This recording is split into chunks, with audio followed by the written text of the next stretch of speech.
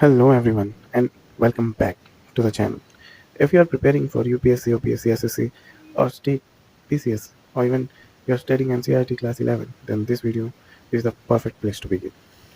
In today's video or today's lesson, we will understand all the basic concepts of history in a simple and logical way.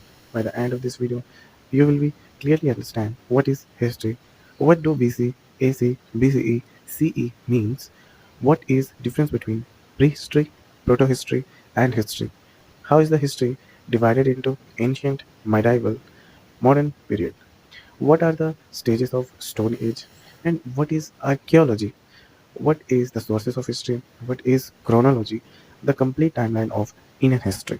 So, without any further delay, let's get started. So, our first question was, what is history? Let us begin with the most basic question. History is study of human past based on evidences. Mark my word, based on evidences. Okay, it helps us to understand how people lived, how societies developed, how kingdom rose and fell, and how culture evolved over time. In simple word, you can say history is the story of humanity, supported by evidences that you can explain it in easier language. Now, another question: origin of the word history. The word history comes from Greek word historia. It means inquiry, investigation, learn through research.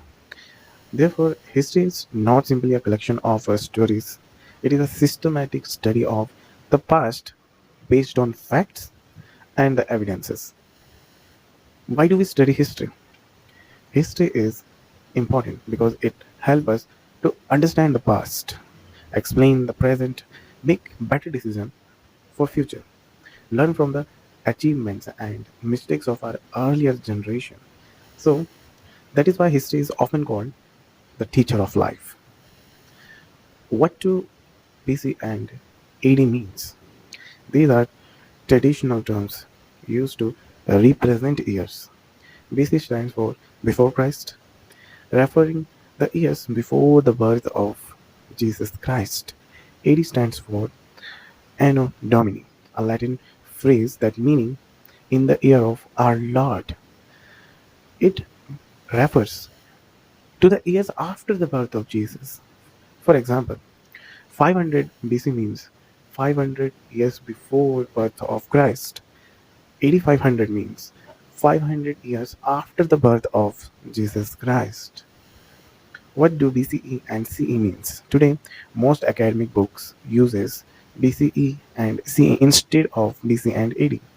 So BCE stands for before common era and CE stands for common era. These terms represent the same timeline as the BC and the AD. 300 BC, that means 300 BCE, and 80 2026 means CE 2026. Only the terminology has changed, but the numbering of year remains exactly same. Now we will move to our next topic: understanding century, decade, and millennium. A decade of 10 years. Okay, decade consists of 10 years. For example, 2020 to 2029. It's called a decade. And the century consists of hundreds of years. For example, first century, it starts from 1 to 100 CE. 20th century start from 1901 to 2000. 21st century that currently is going on, that has started from 2001 to, and it will going to end 2100. A millennium consists of 1,000 years.